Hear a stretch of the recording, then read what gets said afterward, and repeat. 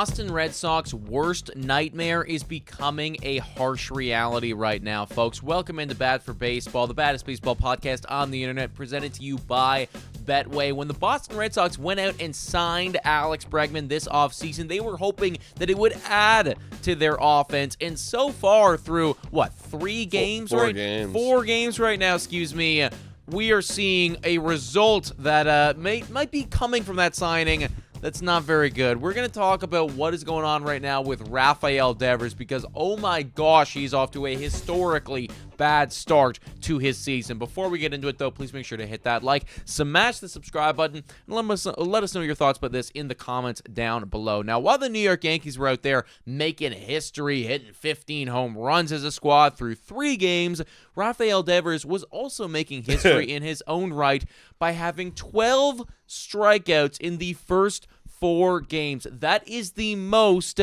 ever. Yeah, most ever of all time. The last record was 11 strikeouts, tied 4 times back in 1901. Yeah. So 12 strikeouts in 4 games. You got to put a little bit of weight on that because this is Rafael Devers we're talking about. This guy's an all-star. This guy's getting paid $300 million. And to have him strike out 12 times the first 4 games, leading his team to a 1-3 record to begin the season, this isn't the start we all expected. Devers, we remember the whole controversy right there. You brought it up right off the top of the show.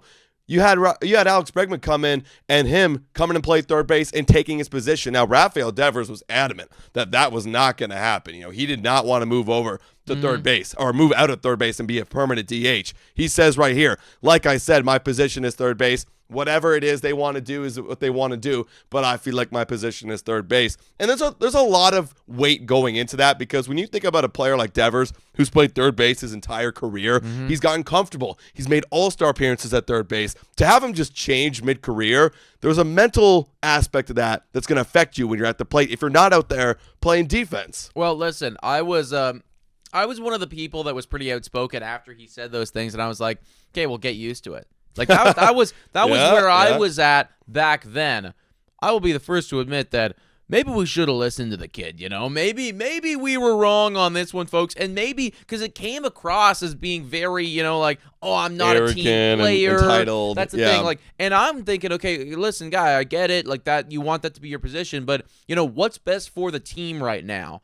Maybe what's best for the team is actually having his shitty defense over there at third. That's the thing. If it is going to mean that he is going to be hitting, because, let's face it, I don't think anybody expected him to be this bad. I know. Historically bad to start. And again, it's still only 4 games with games. 12 strikeouts. He's 0 for 16, so maybe he gets a knock in the next series or so. But still, there is something to that where, a player like Rafael Devers, for example, who's such a great hitter, you can go out and make a mistake, strike out in your at-bat, but you can quickly start moving on to the next thing out there, focusing on your defense. And it's a way for you to mentally forget about what just happened. Now, he's got to sit his ass on the bench for an hour and wait for his next at-bat to go and prove himself with nothing else to do. Sure, maybe you can go to the dugout or clubhouse, go on the bicycle and get yourself active, get yourself moving, but you're going to be thinking about that at-bat. Yeah. You're not taking your mind off. You're not applying yourself to the game. Now, he's a bad defender. That's why they moved Alex Bregman there. But what would you rather have? A bad defense at third base and move Alex Bregman to second base, or an elite bat in Rafael Devers and some bad defense? Well, exactly. You know what I mean? Ultimately, it's if this is what we're going to see for, a significant period of time, then Boston is going to need to adjust. Now, the one thing I will say, can we go back to the initial article there talking about this one? Yes, yeah. Thank you. Now, there were other people that had 11 strikeouts in their first 4 games or so, and these are people that that went on to have really good seasons. Brent Rooker of the Athletics struck out 11 times to open last season. He ended up hitting 40-plus home runs, having a phenomenal year. Ronald Acuna Jr. did it in 2020. Brian Buxton did it in 2017. So there were other players that has struck out not quite 12 times, but 11 times in a small sample size of time to start the season off, and then all went on to have really strong years. Acuna, Brent Rooker, Byron Buxton, all of them really, really good in those respective seasons. So at this current moment in time, I'm not you can't overreact if you're Boston, but you do need to start already thinking about what is going to be the backup plan. Are we comfortable with moving Alex Bregman out of that third base spot, if this continues? Because I think, honestly, like, if you are, I don't know, 2 weeks, 3 weeks into this season, and Rafael Devers looks like a shell of himself, you got to make a change. Yeah. You might need to. That's the guy you're paying the most money to. I know you signed Alex Bregman, but you're not paying him nearly as much as you're paying Rafael Devers, and you got to do it. And that's, again, like, he's always done that his entire career. He's always been a third baseman. Looking at his splits right here, he's barely DH'd. I mean, he's had what? 25 games in his career. And 21 before this opening day weekend. And I guarantee those games were, okay, well, you're hurt or you're resting or whatever it might be. We got to get someone to wrap up our third. That's very different than, being this primarily speaking. Yeah, and even in the 25-game sample size, he hasn't been that very good. So this is something to keep an eye on. And now, of course, like, he could just break out, like you're saying, like Ronald Acuna Jr. and Brent Rooker. But this is a little bit different, where you're dealing with an entire mental change of a player, and something that was very controversial in spring training. Well, and listen, and that's why for me, and I bring those guys up because I know that there's going to be a couple Boston fans tuning into this being like, oh, it's small sample size, and I agree with you. Like, it is. Ultimately, it is, and that alone, and like, Rafael Devers is a great player. I have faith that he's going to figure it out. I don't think anybody expects him to have, like,